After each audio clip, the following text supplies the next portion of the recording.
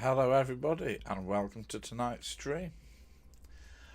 Welcome in chat Alice Rocks. If you're not following Alice Rocks, please do. They are one of Twitch's best new DJs, and I can say that because it's true. Also Sydney is a great streamer. Hello Ditch. Oh, you're sleepy, sorry about that. You don't, if you need to go and sleep, Ditch, that's absolutely okay. Hello Thelonious, good to see you. No, that's fine, Alice. That's great. I'll give you a shout out.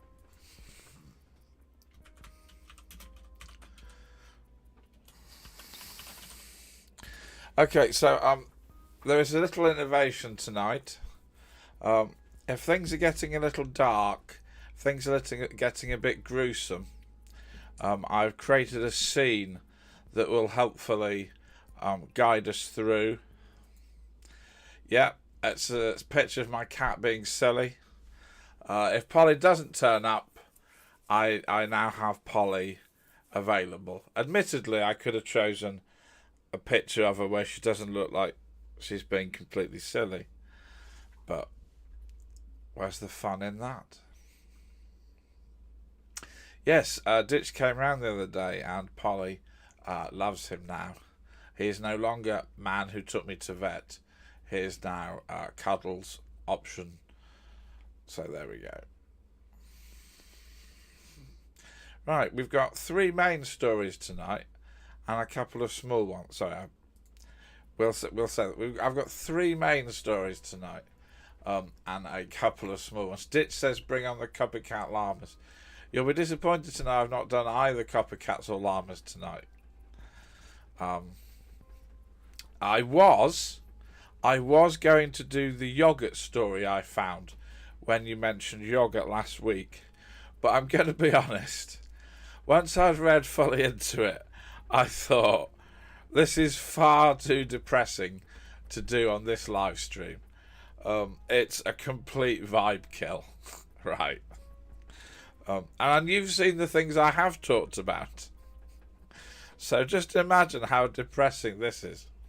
So we're not doing the even you drew the line. Yeah, I found the line, Ditch. I found the line. So it may turn up as a dedicated YouTube video. It will probably not turn up on this because it's not. It wasn't good. Although when you see what I've got tonight, you'll be sat there going, Jesus, what did he find?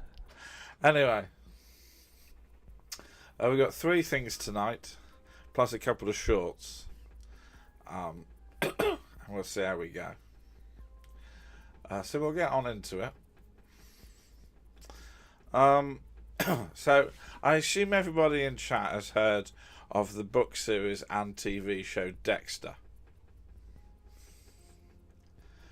Which was essentially a serial killer who worked in forensics and killed other serial killers. Tonight I'm going to tell you about the real Dexter. And I'm not just saying that with a bit of, I'm a presenter hyperbole. I mean, it's the character, the bloke that wrote Dexter said, I wrote Dexter because I read about this guy and I thought I've got to turn him into a story. Not Dexter Fletcher, sadly. Although, his role in Doom was different. Hello, Tegan. Sorry, I missed you, Tegan. Hello, Tegan. No, nothing about it. That's good. Right. Well, all you need to know, Thelonious, is that the character of Dexter is a blood splatter expert in an American forensics. I think it's Florida. But he's also a serial killer. But his dad realised he was a serial killer, so he trained him to only kill other serial killers. I think that's essentially the plot. And it turns out that Dexter was highly influenced by a real person. Sort of. When he was in prison, Pedro Rodriguez Filho was Brazil's most deadly serial killer, with perhaps over 100 killings to his name. But weirdly, he was released and became a huge media star.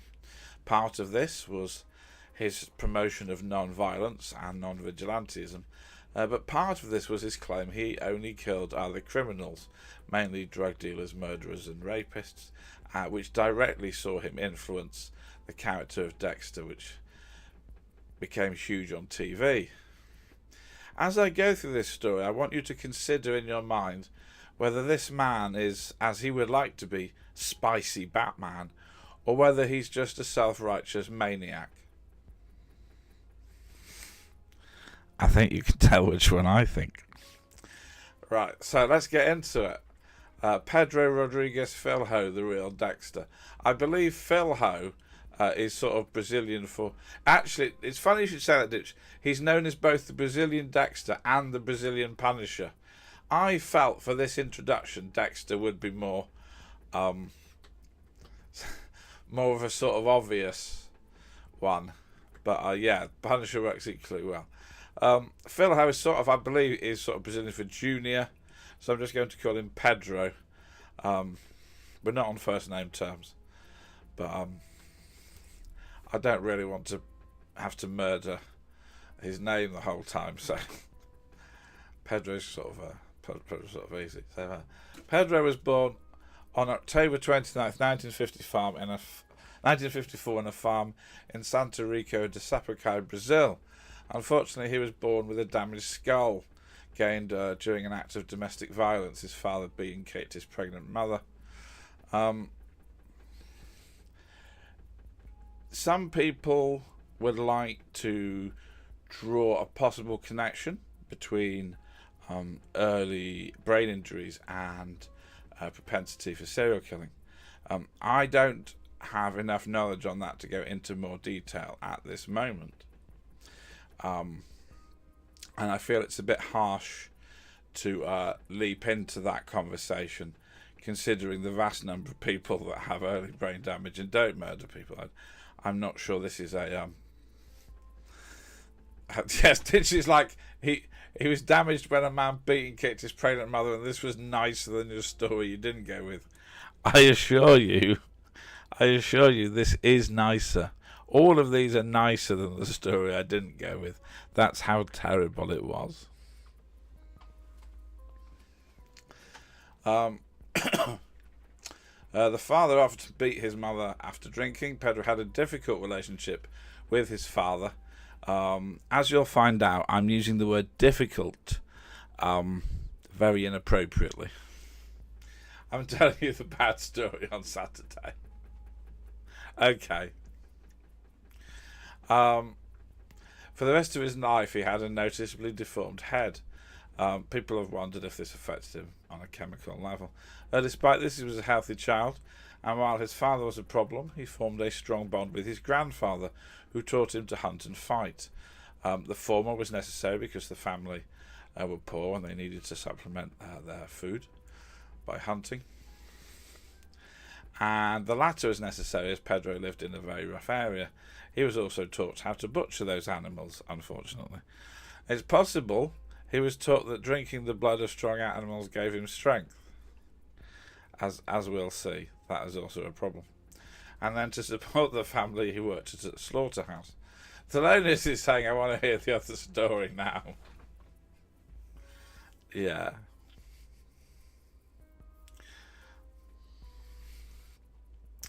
We'll see.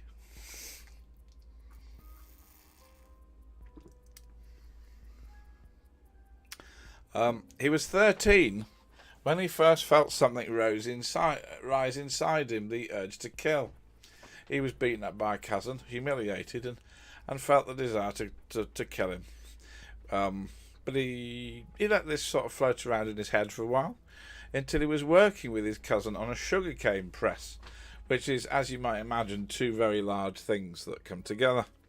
He then attempted to push his cousin into it. The cousin's arm got mangled.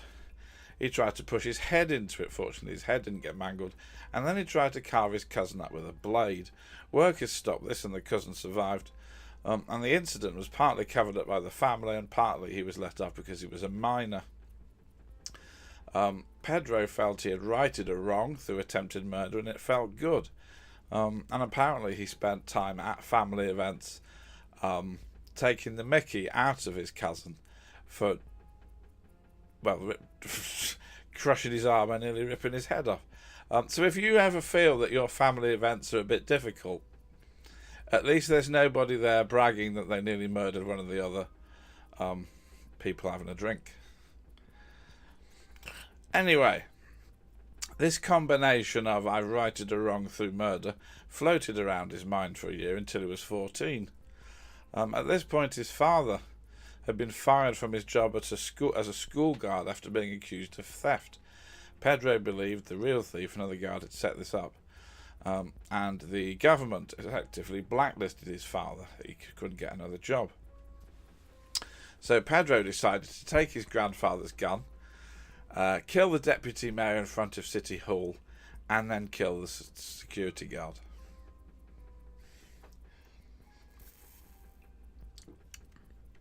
As this wasn't exactly the most stealthy operation in the world, Pedro fled to Greater Sao Paulo, where he lived with his godmother. He joined a gang, entered into a sexual relationship with the woman in charge, bearing in mind he's still 14 at this point, and drew the jealousy of the others. This ended with him killing gang members who were going to kill him. His boss lover was then murdered. As you can see, it's not going terribly well for him, or for that matter, what's left of his psyche. He decided to support himself by theft, but only of certain people. He said he robbed drug dens, and while he was there he killed the drug dealers. Pedro then met and fell in love with Maria Botina Olympia, and she became pregnant. Sadly, a rival gang killed Maria. Pedro decided that there was only one course of action, killing every single member of the gang. Unfortunately, it was hard to know who was in the gang, so he got hold of the gang members he knew, tortured them for information and killed them, and then killed anyone else who thought might help.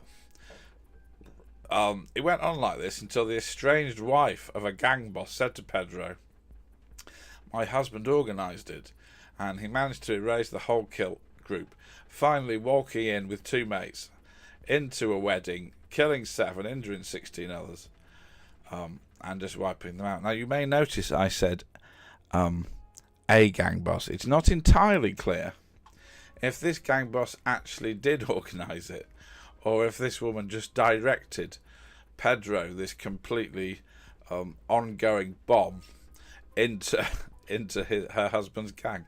Anyway, in fact, he killed so many people, the news called him Pedrino Matador. I don't think I need to translate that. He became a local legend. He may also have been drinking the blood of his victims. Yeah, completely so. And when a man dumped his cousin after getting her pregnant, he executed him as well. I mean, it's not looking great on the spicy Batman front, is it? Hi, Tom. Great to see you in. Tom Hansen is a fantastic drummer. Please do follow Tom if you like rock drumming. I hope you and your wife are doing well, Tom. Oh, Ditch, it's not even begun. Ditch, we've not even. Anyway, on May 24th, 1973, Pedro was arrested. Not easily. There was a shootout. He was shot and he was captured, and then he healed. At this point, he was just 18, and he was sentenced to 126 years in prison. Unfortunately, the authorities hadn't really thought this through, because they took a man with an insatiable bloodlust for killing criminals and stuck him in an airtight box with an endless supply of other criminals. In one incident, Pedro was being transported with 2 other prisoners in a vehicle. On arrival at the destination, the police opted to discover that, despite being handcuffed, Pedro had managed to kill one of the men without the police noticing. Asked why, he said the man was a rapist. This was on the low end of Pedro's worrying exploits. He also managed to kill his father while in prison. As to why, Pedro's dad's domestic violence had climaxed in murdering his wife with a machete. and he was put in a prison. Pedro wanted revenge, swore it on his mother's coffin, and engineered a move to that prison. And I'm genuinely not making this up. Allegedly, he used a poisoned cake, like something out of real Agatha Christie, to be transferred to his father's prison. He then executed a plan that got him into his father's cell. He stabbed his father 22 times, one more than his father had stabbed his mum, cut his heart out and bit a chunk off it. Pedro would later claim he didn't kill because he loved killing. Not really sure where biting people's hearts fits into that excuse. He said it came from an anger and a need to revenge. The thing is, Pedro, if you're going to say you don't love killing, don't get a tattoo that says "I kill for pleasure," which is what he did.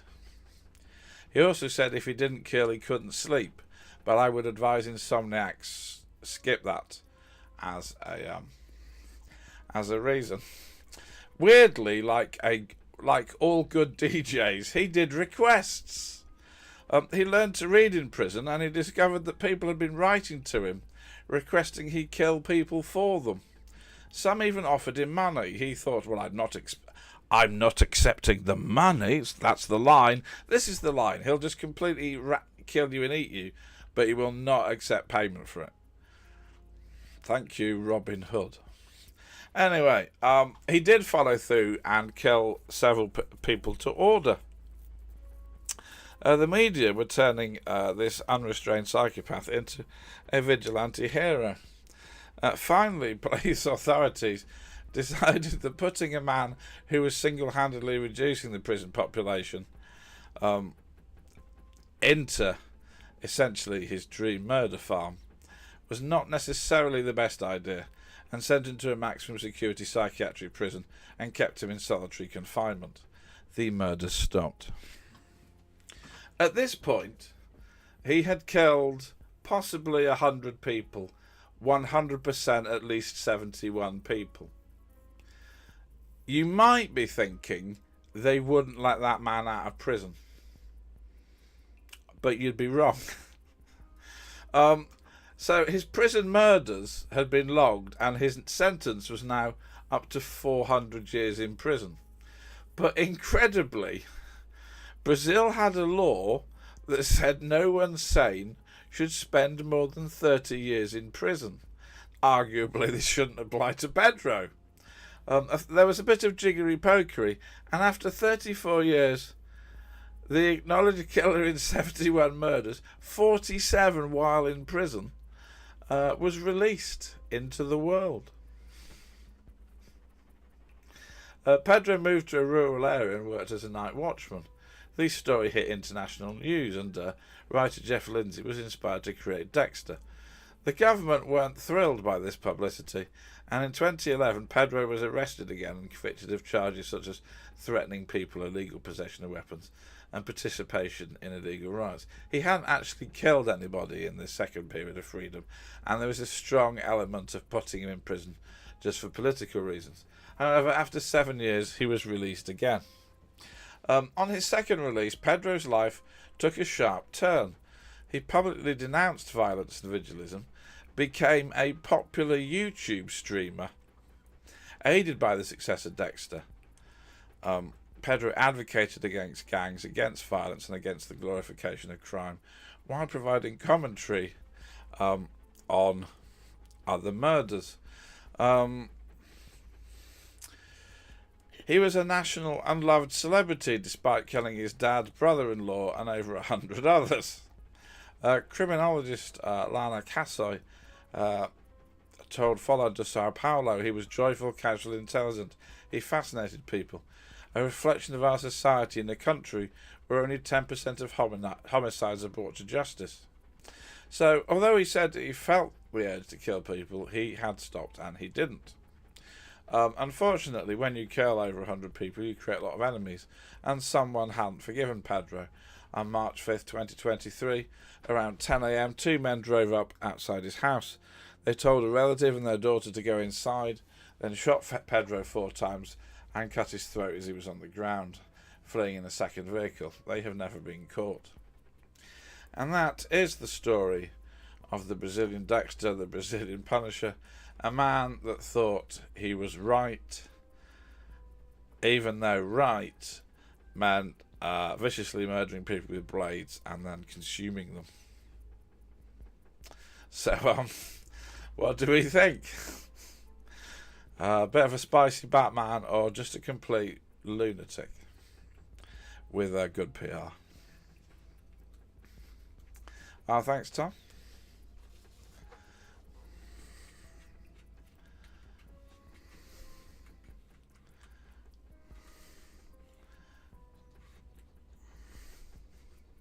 Still a better story than that Dexter novel, where I decided it was time to give up on this series. Not going to spoil it for anybody.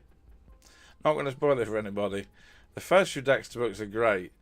And then things happen.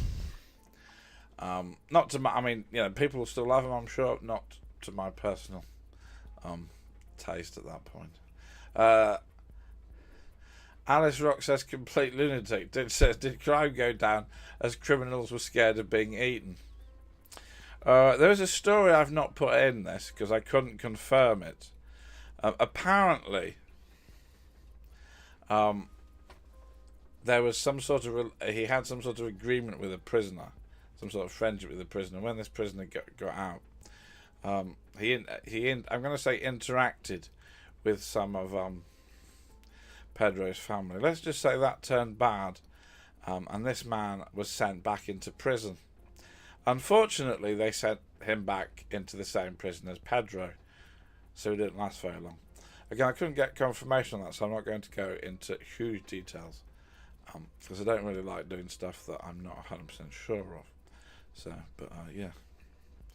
There's a few other legends around Pedro that I couldn't get any. There's a kind of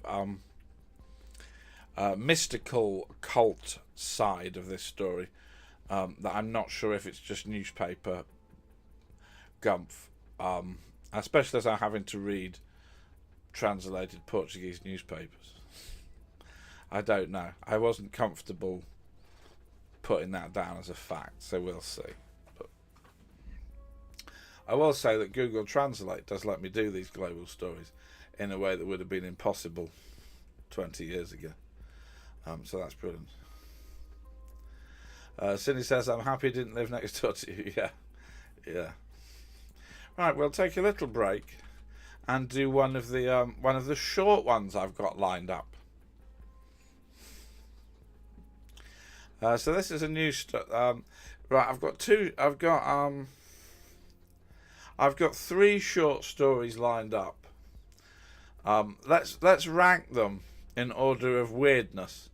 Not pretty vanilla. Pretty vanilla. Then chocolate. Then salted caramel. What would we like?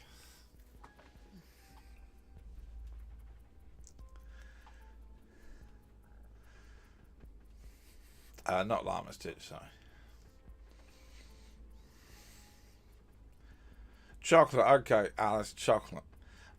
So this is a story that came out today. Well, this is confirmation of this came out today. Robert Tells, 47, was a Nevada politician. He held public office for a time, and during that public office, there was a journalist who was particularly critical of him.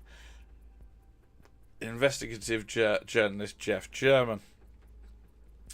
So we have now, a trial has been held, and we have now proof that when Robert Tells left public office, he was so annoyed by journalist Jeff German, he went round and stabbed him to death. Which, we've all had bad reviews, but we don't all go around and stab people.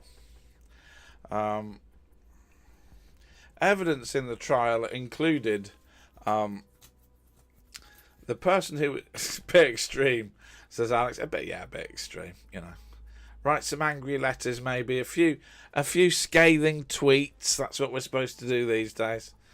He wore a particular outfit when he attempted to kill, well, when he did kill the journalist. Sadly, he hadn't planned for the fact that cutting up the outfit to destroy it is fine, but not when you leave the cut up bits in your own house. That doesn't help. That really doesn't help, does it? Because all you've got then is a jigsaw telling people. And also, his car was seen driving around, being driven by a man in that outfit. Yeah, I was about to say. I mean, he's a politician, so obviously it's not really functioning fully. Hello, Steve. Good to see you. You're just in time for the second story. SMF Remixes is the DJ guise of the excellent Steve Forward. He is a guitarist. He is a DJ. He is a gamer. He's very good at DIY as well, and he is exceptional at Halloween houses. There's nothing. A curry's a curry, man. You've got to have your curry.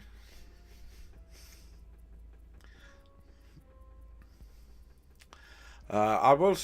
Yeah, in fact, I think we'll have to. No, we'll save my brand new scene because we're going to need it in a minute.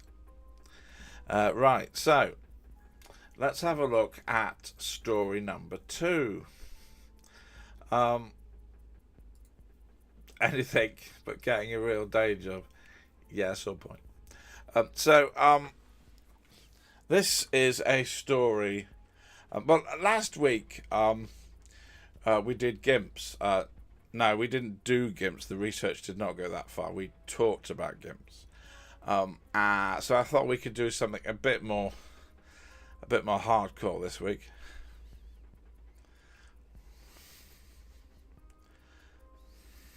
As Ditch points out, we have just talked about a man that used to eat bits of people, so we do need to make sure that it is a curry and not an actual Indian. Yeah, I think we're safe. Sororicide is the act of killing your sister. Sounds a bit Game of Thrones. This is always bad enough. I'm going to talk to you about the case of Paris Bennett. I'm not telling you the story of Paris Bennett because it is many people have found it a lurid and fascinating crime story. I'm telling you about the case of Paris Bennett because there is an absolutely massive upcoming problem about Paris Bennett that we need a solution for. Anyway, so the question is, when does a psychopath, fratricide is killing your brother, sororicide is killing your sister. So when does a psychopath first feel violent urges? We would hope that age was sort of fairly high. We have an image of young people as being relatively sort of innocent. Paris Bennett claimed he had felt an urge to murder since a very young age. Before he turned 13, he had committed several violent but non-lethal acts. He had sought out violent porn, which he consumed in large amounts. He had attempted to find snuff videos. He had also developed a very high IQ. He had tried to stab his mother and been in a mental hospital. But we'll come back to that because there's a problem. His upbringing may have been partially responsible for what happened. His mother was Charity Bennett and her parents were Kyla and James. James had been murdered only days after the pair had remarried, and Kyla was charged with hiring the person who did it. A trial found her innocent, but there was a great deal of controversy. Judge J.W. Williford noted, "I've never seen a case with so many angles, so many reasonable hypotheses." Charity would later become convinced her mother Kyla had actually done it, even though she was found innocent. She then became so desperate for love and attention from her mother, she started taking heroin, beginning a battle with addiction. It was her pregnancy with Paris that led her to become stable. The year before the murder, though, Charity had relapsed and spent 6 months on cocaine. Paris had apparently become absolutely livid at his mother during this period. And after he tried to stab her, he was sent into a mental hospital. Charity was told he, even at this age, was a genuine danger, but Charity had him brought back home and tried not to tell many people about the incidents. Paris was drawing images of murder and making comments about killing. The signs were all here. That even at 13, Paris was an exceptionally damaged young man. Thank you for using my poly emotes and my other emotes. We will be getting to. We're gonna need my new scene in a minute. So all the signs were there that Pedro was going to do something terrible. It turns out that he did something even more terrible than you're probably imagining. In his damaged and confused mind, he decided that the best way to hurt his mother would be to take both of her children away. This meant killing his 4-year-old sister Ella and having himself put in prison. And so, on February 7th, 2007, Charity went to her shift at a Texan Buffalo Wild Wings, leaving her children with a babysitter. Paris persuaded the babysitter to leave, went upstairs, choked, beat, and stabbed Ella 17 times, in a frenzy, slow, methodical cuts. Yeah, that's quite brutal. So we now have some scenes. Calm blue oceans, calm blue oceans. I've just remembered. If you weren't here earlier, this is Pedro, the maniac vigilante. That's what he looks like. That's also what he looks like. Looked like he's dead now. But we also have this. When things get a bit too extreme, we can bring Polly in because she's not coming in.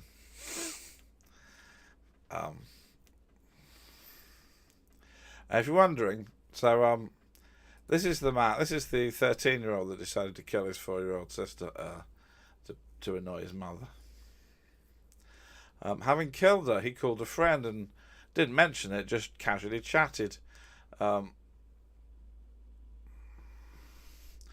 Hendrix just spoke to me via Ouija board. He said, "Can he have his hair back?" Someone her with treats. She's very bribeable. Yeah, but we tried that last week, and although she has been walking about, we could try the treats in a minute. So that's him. He then called 911 and said, "I accidentally killed somebody." Asked if he thought he did. He said, "No, I know I did, my sister. I feel so messed up." He then told them that his sister had become a flaming pumpkin-headed demon which he'd stabbed. Before anybody, this was his attempt to appear insane, and everyone saw through it. They then tried to talk him into giving CPR, but he just pretended. When emergency services arrived, Paris was arrested. Police believed the pumpkin story was an attempt to fake an insanity plea, but Paris soon confessed his motive. Oh, thank you for the gigantified Polly. He soon confessed his motive. He wanted to make his mother suffer for the rest of her life. Initially, he'd planned to kill her too, but he realised she'd suffer more if she lived. Ella was dead, and Pedro was in prison. Years later, Charity claimed that the murder was purely so that Ella couldn't tell anybody about an incident of sexual abuse that he committed that night. This was in none of the original reports on the case, and only came out later. So I'm a bit sceptical about giving that 100% factual status. He was charged as a minor for capital murder, which he pled guilty to in a juvenile court. He was given the maximum sentence allowed under the law, which was 40 years with parole possible after 20. And this is a problem. Thank you for all the gigantify, Steve. And this is a problem because even if he is denied parole, he will be allowed out in 2047, fit and very probably dangerous. Experts are adamant that he cannot be cured, and yet he might be released. To the surprise of many, including Paris, Charity, had stayed in contact with her son, but he would say things to her like, "By the way, I enjoy watching your pain." She had a new child, Phoenix, but it became apparent that if Pedro got out at any point, which he will if he lives long enough, he is a danger to both of them, and at that point she knows she has to go into hiding when he's released. He's so dangerous that despite being in a prison-controlled visiting environment, he managed to grab and choke her. It says you and I need to sit down and work on your definition of happier. Weirdly, he did an interview with British TV presenter Piers Morgan. The sort of TV interview where the serial killer isn't the worst one. He said, the only person I'm dangerous to now is myself, because the moment I feel the chain slipping and the bars bending, the moment I detect that dark part of myself coming back, I would remove that myself from the equation. Nobody believes that. Nobody believes that at all, Pedro. Paris, this is what it looks like now. The thing is, Paris, if you're going to try and convince people you're not evil, going for the full Lex Luthor is not the way. I mean, yeah. He also decided to drop a bit of Margaret Atwood into the interview in an attempt to justify himself. He said, every single person walking around has it in him or her to commit murder. Margaret Atwood once wrote that if we were all on trial for our thoughts, we would all be hanged. Yes, the difference there, Paris, is that they're thoughts and you did actually kill somebody. So it's not that helpful, is it? It's not that helpful, is it? I don't know why I'm joking, because they're going to release the guy and he's going to go out and murder people. Probably me now. So, and this is why I'm discussing Pedro. It's not Paris. It's not a particularly intriguing story. We know everything that happened. It's just that we know that this guy is an unredeemable violent lunatic, and we know that if he lives, he's going to get that out, and that's going to be very bad. So that's the problem. It's hard to say what people would be capable of in the right circumstances or wrong circumstances. Yeah, it is. It is entirely. And I think there is a bit of truth in Margaret Atwood's quote, and what he's saying at the end there. The problem is, in this circumstance, we've got a fair idea what the circumstances are and what he's capable of, and it's a bit of an issue. Right, I do feel we need some cuteness. I do feel we need some cuteness to balance that out.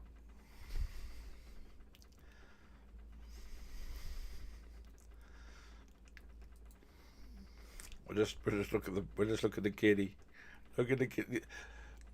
Are you coming in? No.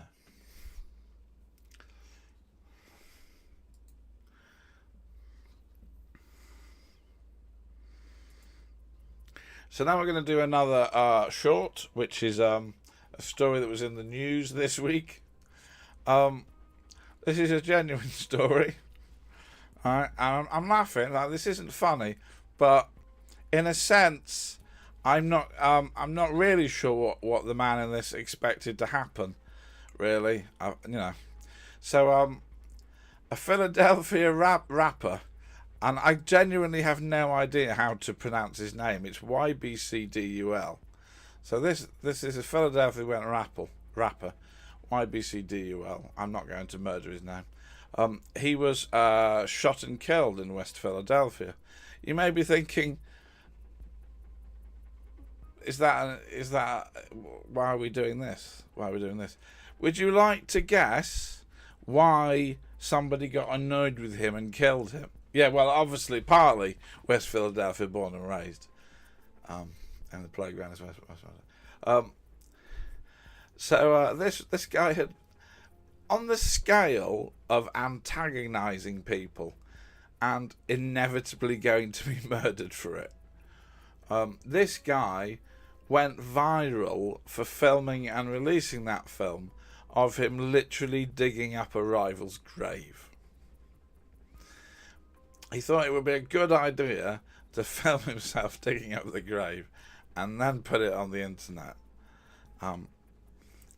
Unsurprisingly, he got killed. I'm not really sure what he was expecting to happen at this point.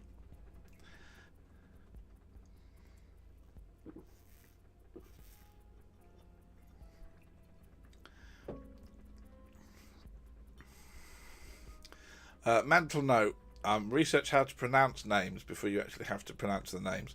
Because I've been reading this story all week. And the thing about reading a story is you don't necessarily have to have the pronunciation in your head. You see the words. So now I'm sat here now going, I didn't work out how to say his name. Must do that. Anyway, so there's your music story for this week.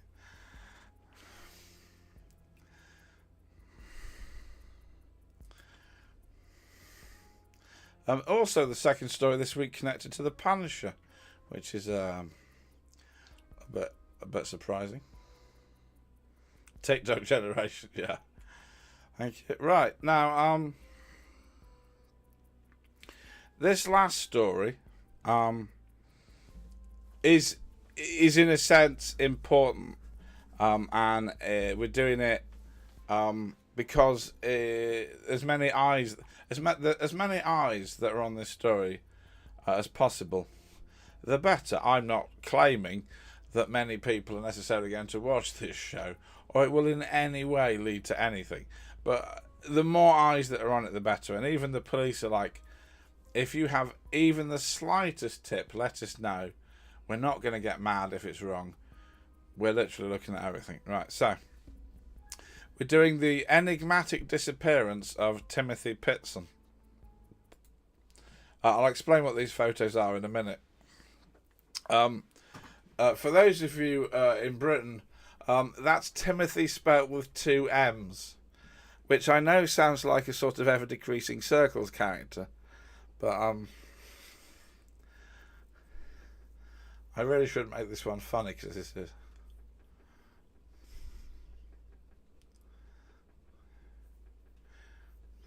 So you do pronounce it YBC Dull. Thank you, C1.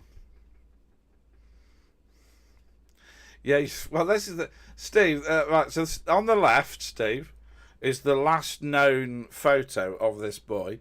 The photo on the right is the latest aged-up version. Every 2 years, the police produce a new computer-generated aged-up photo. Because if they were showing this photo on the left to people, it would be bugger all help at all. Now, in 2024, this photo on the right is basically him at 19. So if you see this guy, if you do see someone that looks like this guy, might be worth asking him if he knows who his parents are, because he might not. Yeah, yeah, this is why I'm going to keep these photos on throughout the whole thing, because there is very much an ongoing search for this boy. I'm going to try and keep this one positive, even though, if I'm being honest, it does feel like the weight of evidence is pointing to a negative situation. But I don't want to make this. I don't know. I don't. So we're going to try and be as positive as possible, even though I don't think it is. Anyway, so Timothy Pitson. You'll find that this is slightly interesting as well. So Timothy Pitson was born in Aurora, Illinois on October 18th, 2004 to James Pitson and Amy Jo Marie Fry Pitson. I assume the fact he was called Timothy with 2 M's is from the fact she had a double-barreled name. It's all, Anyway, he appears to have had a perfectly normal childhood. James would later describe how much Amy cared for him. Timothy was the apple of her eye. Timothy made her a better mum. Timothy was one person she would never do anything to. Yeah, you can see where this is going. He said that Timothy got along with everybody, he'd run down the street, he was always happy, it was always fun to be around. But then there was a problem. On May 11th, 2011, his father delivered him to his kindergarten class on time as normal. However, between 8 o'clock and 8:30 that morning, his mother arrived, said there was a family emergency, and took him out of school. There was no family emergency. Amy took Timothy to a garage, left a car for repair, and the staff drove her to a nearby zoo, which they explored until they returned and they collected the car at 3 p.m. Amy then drove to the Keyline Cove Resort, where they slept the night. The next day they woke and drove to the Kalahari resort in Wisconsin. They stayed here, again stayed the night, and at 10 a.m. the next day, Timothy can be seen on security footage in the checkout queue. For 90 minutes after midday on the 3rd, Amy made a number of calls to her family, including her mother and brother-in-law, but she pointedly did not call her husband. Unfortunately, she started to say things like, "Timothy is fine, Timothy belongs to me, Timothy and I will be fine, Timothy is safe." Timothy could be heard talking in the background of these calls. Unfortunately, this is the last trace of Timothy anyone has ever found. The calls were made near Route 40, northwest of Sterling in Illinois. The next trace of Amy was at 7:25 p.m. buying stationery at a Family Dollar store in Winnebago, Illinois. Security cameras show at this point she was alone. At 11:15 p.m. she checked into a hotel in Rockford, Illinois, and sometime in the night committed suicide. She took an overdose of antihistamines and cut her wrists. The body was found just after midday on the 14th by staff. Amy was definitely dead. It was definitely a suicide, and she had left a note. It apologised, but stated that Timothy was safe and was with people who would look after him, and he would never be found. Police investigated. At first they were concerned by blood in the car that matched Timothy's, but this was explained as having come from a nosebleed. A letter then arrived at Amy's mother's stating, "I've taken him somewhere safe, he will be well cared for, and he says that he loves you. Please know there is nothing you could have done or said that would have changed my mind." Police looked on. It turned out that Amy had struggled with depression, her marriage was on the rocks, and she had survived a previous suicide attempt.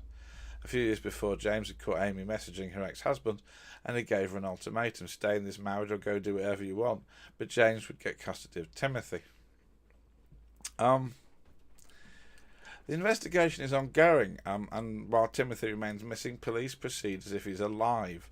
There remains the possibility that Amy did kill Timothy and disposed of the body, and we'll come back to that in a minute. Police are trying every possible tool and technology. Indeed, the police are being so thorough, they are trying to track the particles of mud on Amy's vehicle's tyres.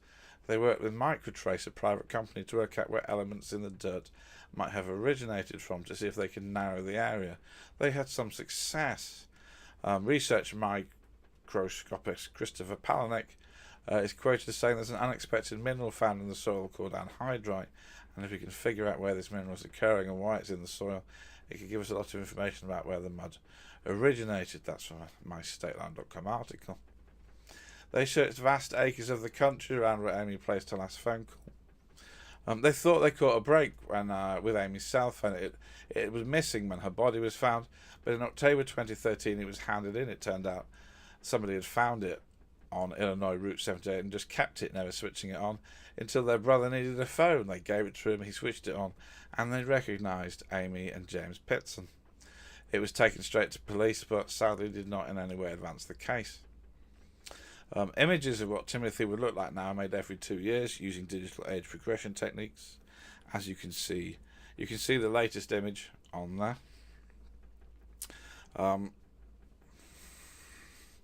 Police will happily, they say they will happily follow up any tip, and if it's wrong, they thank people for calling in. The police believe if he's alive, this is a tip, is how it will finally be solved. There was some confusion, however, in 2019 on April 3rd. A teenager was found wandering, confused and distressed, claiming he was Timothy.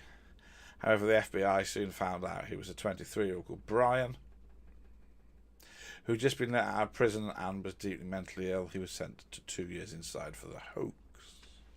So, James Pitson remains convinced his son is alive. He says, I know he's alive. He's alive somewhere. Amy would never do anything to hurt Timothy. Timothy was like her little prince. Aurora detective Lee Catterview explained to the Chicago Tribune that, in a sense, the great hope is that Timothy was old enough when he disappeared to know who his parents were. At some point he will become old enough to want to explore his childhood, to want to explore those memories. He would now look like in the photo. He would be at least 19. he may, if enough of this news is spread around, if he's kept in the media, may see himself, may realise that something is up. Timothy's schoolmate Hannah and his grandmother Linda share the theory that Timothy was taken to a particularly conservative Mormon group. He was growing up with no access to internet or the media. This isn't just some random anti-Mormon theory. Amy had connections to the Mormon church and had discussed involvement further with James. So that's me trying to put a rather positive spin on the great mystery of who Amy gave Timothy to and where he might be. I have to be honest. There is, I would think, a substantial chance that someone having that sort of breakdown, using the phrase,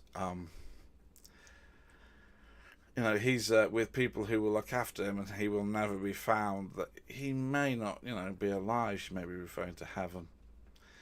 He may be buried out there somewhere. That's not a very happy thing to think about, so maybe the quest to find him will one day be successful. I know what you're thinking. Oh, that was a bit heavy cat time.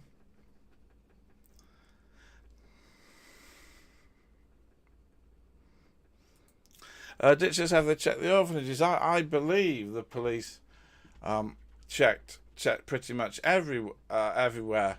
But there is no. I mean, realistically speaking, they have absolutely no idea where he could be. He may not even. He could have gone to Canada. They don't know who he was handed to. If he was handed to somebody, they don't know who he was handed to. You would think, if you were going to be taking that child, you would not stay in the area. They could be anywhere at this point. It's a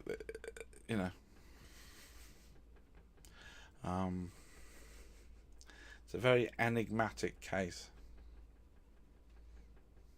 Yeah, so the first thing I need to point out is the knife that she used to kill herself with. They took that apart, and there is only her blood on it. So however, now, there is an aspect to this. I haven't seen this piece of information in enough of the documentation to be 100% sure.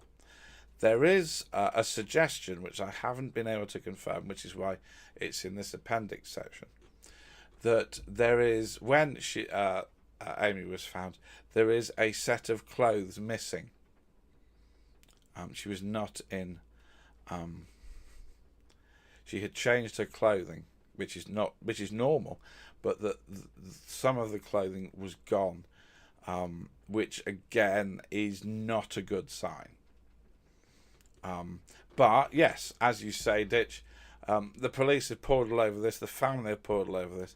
There is no evidence that she had ever harmed him or had ever had any intention of harming him in any way.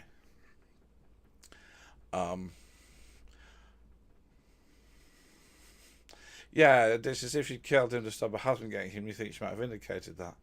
Well, there's two parts to that.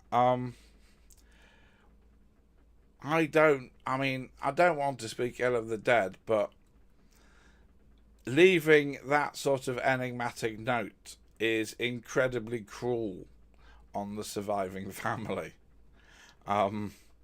because now you're chasing them forever. You have no idea. They are not sat there going, "Oh, I feel okay. He's safe." No, they want him back. They want him with his family. It's a very brutal thing to do. It is in a sense, it's a form of revenge.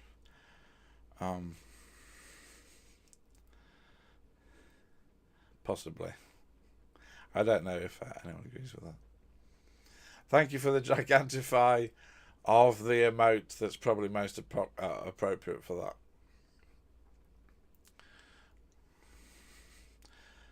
I also want to refute something that I've seen on the internet. A lot of people on the internet have said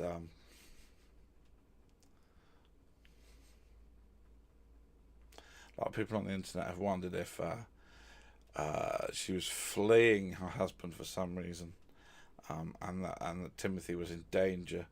I don't believe there is any evidence that Timothy was in danger from his father. I think we need to clear that up. It says it strikes me unlikely that she would have thought the only message note would be yes. Yeah. I mean, that's just a possibility from what you were saying. The thing is, there is, you don't need to have had any previous signs of hurting somebody to then have that kind of mental break that would lead you into suicide. Yeah, exactly. That's what I believe as well, Ditch. Anything that happened was purely due to that instance of a break, and when that sort of break happens, anything's possible. It truly is. It doesn't really matter what you've been like before, and it doesn't really matter what you say in your notes. You're not, she may actually genuinely believe he's with safe people who will look after him and he'll never be found because he's in heaven or something,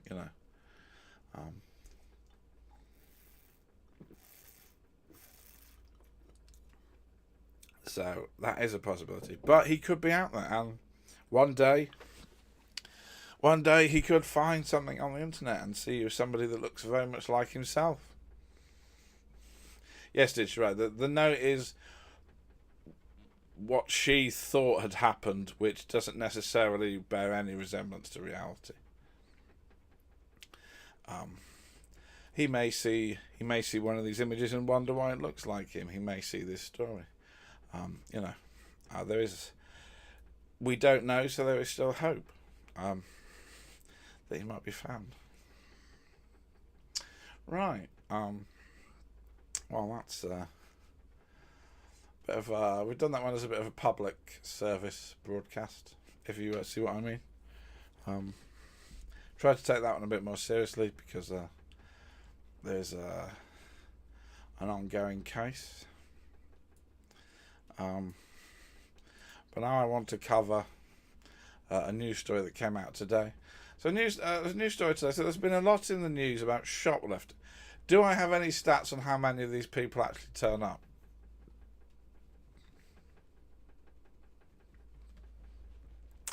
I don't have the precise numbers, but it's not a positive figure. It really isn't. Yeah, you want to be depressed, I'll tell you how many people go missing and never get found. That'll depress you. Jesus. So there's been a lot of stuff in the news about shoplifting and the increase in shoplifting. And there was a fascinating interview on the BBC today. Actually, I'm going to... Right, so... so a lot of people go missing and a lot of people are never found. More people than you might think completely vanish and are never found. Ever. And that includes people that want to disappear as well as people that might not have wanted to disappear. In fact, it's mostly people that want to disappear. But I should get the statistics because it's far bigger than you might think. It's actually quite a major thing. But in instances like this, it's actually really low that somebody does end up alive. They tend to not end up alive, sadly. But now, I was once browsing, about 20 years ago, I was browsing Amazon. And I discovered 2 books. These books are missing persons in American forests. How many people have ended up on the practice table of medical students? It's funny, actually. I was thinking of doing a Victorian poisoners special. Get some medical students in.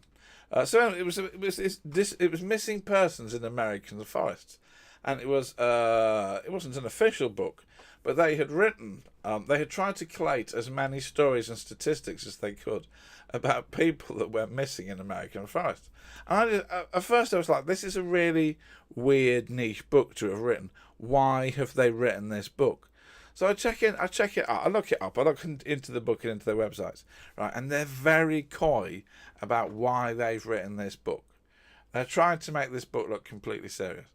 But it's actually Bigfoot, right? They are trying to imply that Bigfoots in the various parts of America murder a lot of people. But they've not released a book called Bigfoots Murder a Lot. You know, Bigfoots eat you if you go into the forest. They put out a very sensible sounding book to make the point that there's a lot of disappearances in forests. And then at the end just tickled Bigfoot in. By the way, what could have caused this? Ooh. Yeah.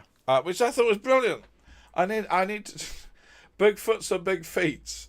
Yeah, I don't know what the collective noun for Bigfoot is. It may be big feets. I'll tell you one thing. The Bigfoot community is so big, there will be a collective noun. In fact, there's probably a civil war over the collective noun. I really need to look up to see if that book is available, if there's volume 3, if it's progressed. I would have bought it, but it was quite expensive for a man that had almost no income at the time. Also, it was quite expensive for a book you in no way would ever find useful in under any circumstances, other than going, hey, do you want to see this book and think I'm a complete weirdo for owning it?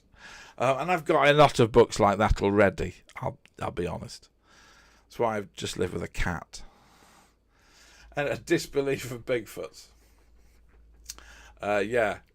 So, I just looked that up, but yeah, I mean, I just thought it was such a brilliant way. You own weirder books, some of which I bought you. Yes, this is true. I do own a lot of weird books. And who knows, maybe the spooky stream, which is 2 months away, 8 weeks to the spooky stream. What horrors will I inflict on you?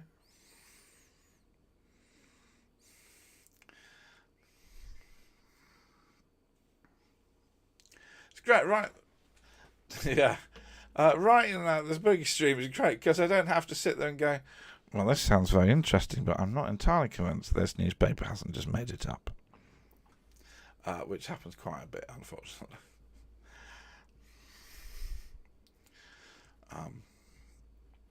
Yeah, maybe we'll see. I'll take this up. We don't need him. Sorry, we don't need you on anymore. Yes.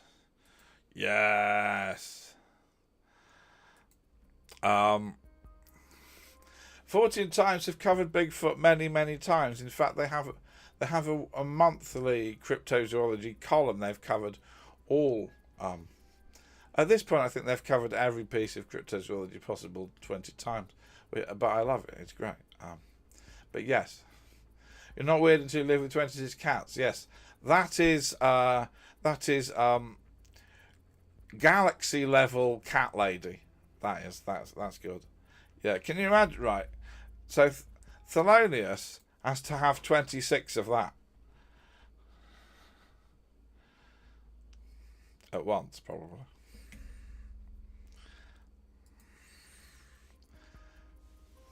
I think Thelonious, what I'll say, Thelonious, that if you were doing a stream where lots of people want to see a cat, having 26 cats might ensure that at least one turns up. Because I can tell you, having one cat is proving very unreliable. In fact, there's probably people who have come into this stream in the last few weeks, sat there going, you don't have a cat, I've never seen a cat, there's no cat. But there is a cat. As Steve, SMF Remixes, will attest. I was talking to Steve earlier, and Polly managed to turn the computer off. My PC has an on and off switch on the top. I have to put a cover. I have a special poly cover over the top of my on and off switch to stop her turning it off. Because when she jumps up, that's where she puts up one of her paws. The thing is, she had managed to so dislodge everything, the poly cover had come off and the computer switched off. And I'm starting a new job next week, and it would probably be a good idea if during any sort of online professionalism my cat didn't turn the computer off, so she may get locked out. Yes, she has. Since she's become fully healthy, her fur has achieved a beautiful level of softness. Um, True royal fluff. Yeah, it's once she got fully healthy, her ears got these little tufts that appeared on the top. It's so cute. It is. I would show you, but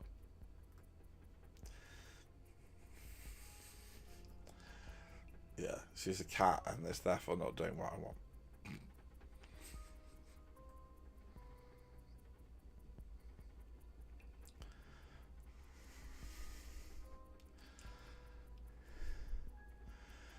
You play Where's Wally with the bunny sounds the mix. Yeah, yeah.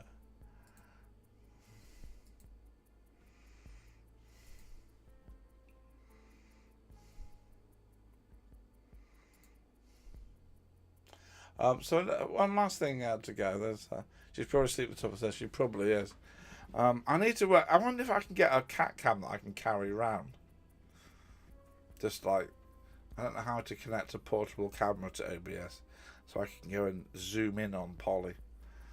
If anyone knows a cost-effective way of doing that, do feel free to whisper me, because I'm stupid enough to do that for my cat.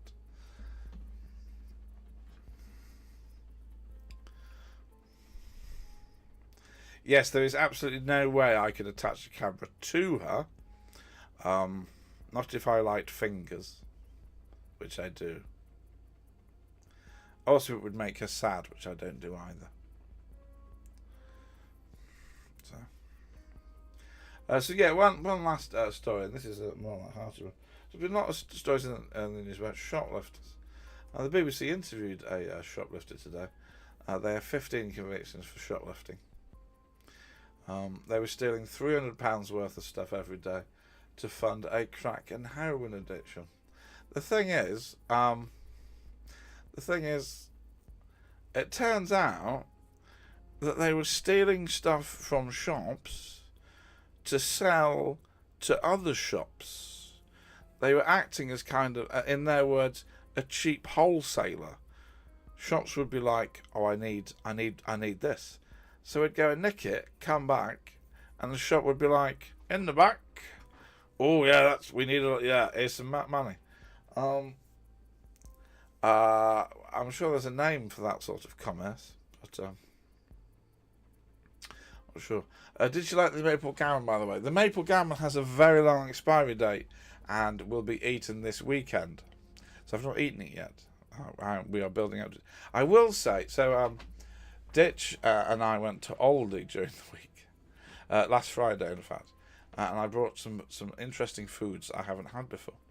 And I will say that although most of it's been lovely, I'm going to be honest with you, Ditch, the duck burgers were not to my palate.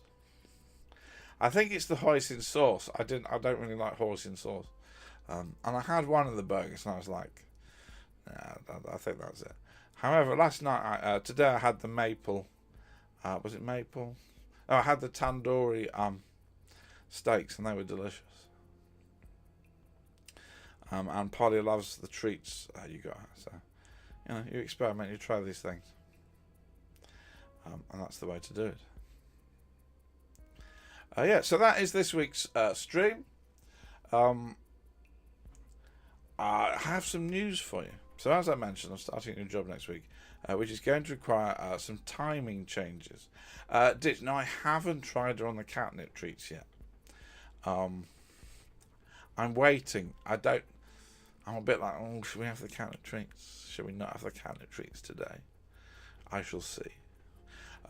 So for the next few weeks, the stream will start at 11 p.m.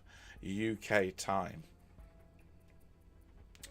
That will happen for a few weeks, and it will probably go to a weekend evening, night. I think, but just for the foreseeable, we will start at 11, and then we will run through, and that shouldn't cause too much of a problem. So thank you everybody for tonight. Glad you enjoyed it. Depends on how your hours pan out at work. Yes, yeah. We may move to the weekend a lot sooner, depending on how things pan out. So the next couple of weeks is basically exploring and learning a whole new lifestyle, which is going to be interesting, and then the stream will settle down into a regular slot again. So the stream's not going to end. The stream's going to carry on. We're just going to need a bit of adjustment. So hopefully everybody can still make when we move it to. I'll be sorry if you can't. But in practice, there's just no way I can do a midnight stream and then get up at 7 a.m. You know. So we shall see. Well, I hope you all enjoyed that. And now it's time to find a raid. If anyone has any, yeah, there's not quite enough money in true crime streaming. I love doing this. This is a great thing to do. I don't do this for the money. Polly needs treats. Polly needs a lot of treats. That was a roller coaster. Yeah.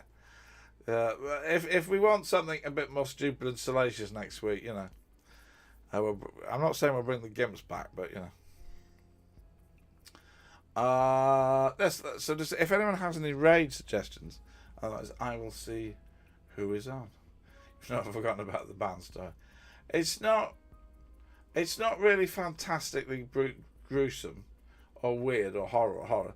It's just such a buzzkill that I didn't think we needed it. But maybe.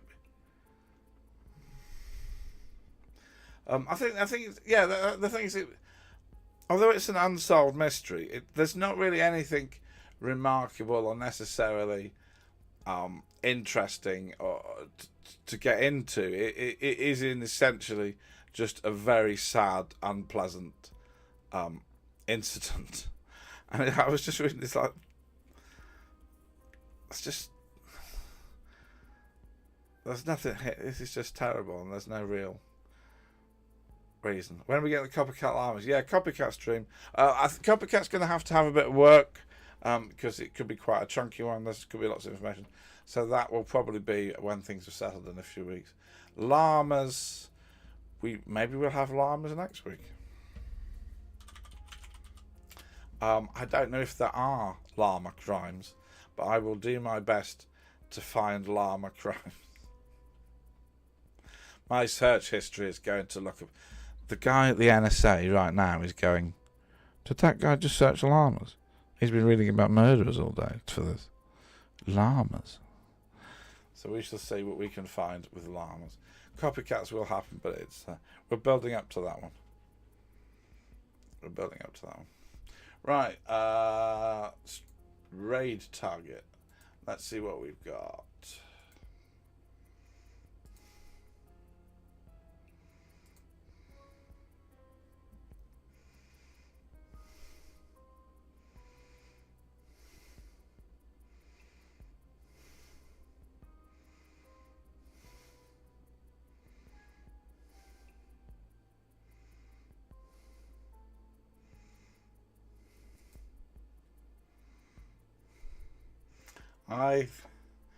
I think I found the one.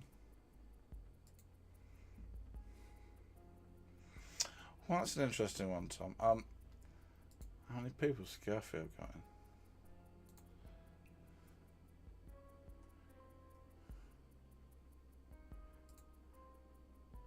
He's not with too many.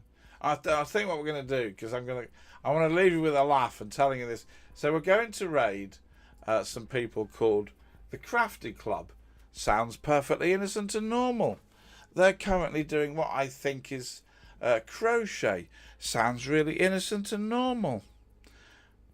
What do they call themselves in chat?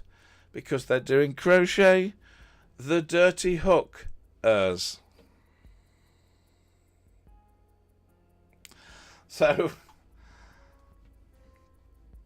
join me as we go and raid what should have been an innocent and wholesome crochet channel, which has been turned into filth.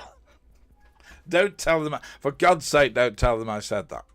Oh no, I've just realised people go back and watch what people have said before the raid. Oh, I'm doomed. Oh, I'm in so much trouble. Anyway, we're going to go and raid a brilliant craft stream with, it would appear, a brilliant sense of humour. I hope they don't look with this. Oh, God. No, but, right. The raid tag is not filth. Yeah, thanks, Ditch. Yeah, Dirty Hook is definitely allowed. Oh, Jesus. My wife calls herself a hooker. She loves crochet. There we go. There we see. This is a thing. It's just a thing. It's normal. It's fine.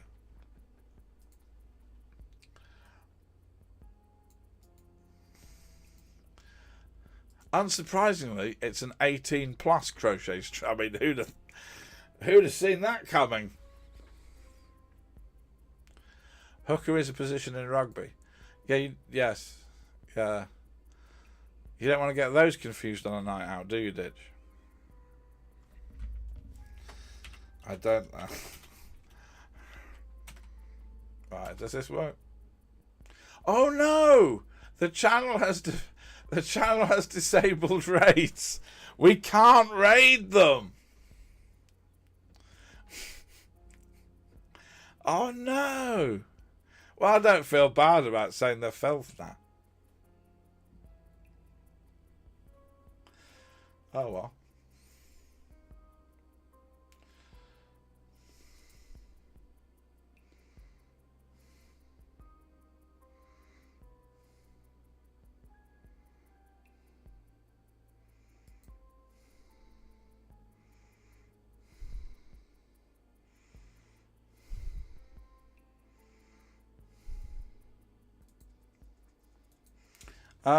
This channel says it does art, but it appears to be doing a DJ set.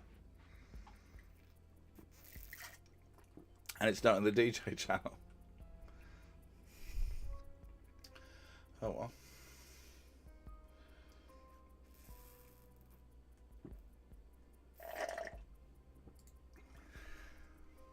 You raid TCU, yeah. I did. I was selling that so well, and then I can't. They won't let me raid them. Yeah, you're right, Tom. Let's go and raid Matt Scarefield. Matt is a great drummer. He's got a good setup. He's a good chap. So if you want some rock drums, we'll just go and raid Matt Scarefield. He's good. Not as good as Tom, because Tom has the soul and the character that I prefer on a drum string. I'm not blowing smoke up your ass. I genuinely do prefer you, Tom. But good to see. But you're not on now, so we'll just have to go and raid. Raid Matt Scarefield.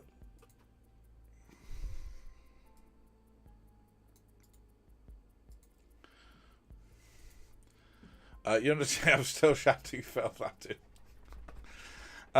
Yeah, I mean, try not to get banned, Ditch. I'm not really sure how that'll go.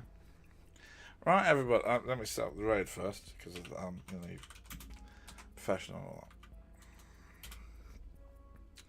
that. Alright, everybody. I hope. There's normally a button that lets me. Oh, maybe this will disappear in a minute. Anyway, thanks everybody for joining. Being here tonight. I've had a great time with you all. See you back next week at 11.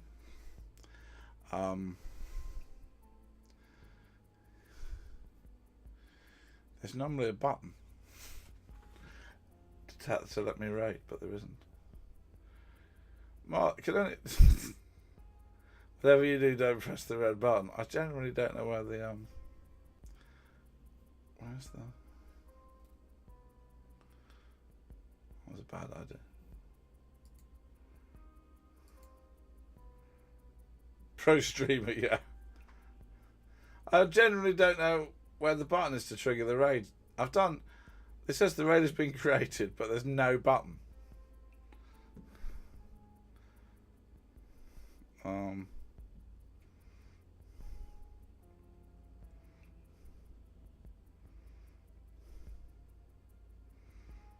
I'm looking around. It'll time over. I hope so. Refresh page F5. F5.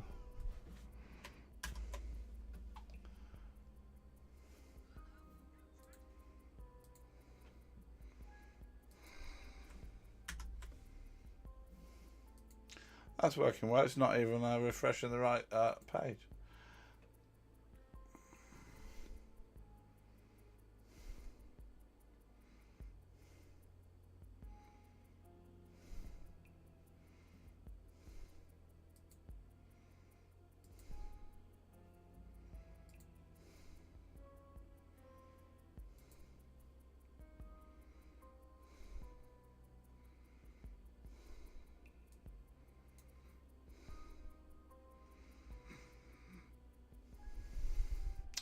I think we're just going to have to give up, everybody, because I'll try this button.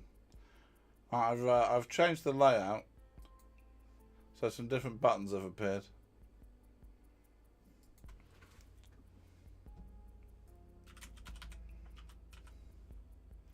And we will try it this way.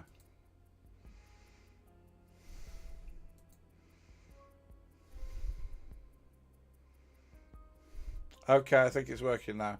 Right, for about the 8 millionth time, thank you for bearing with this nonsense. I will see you next week.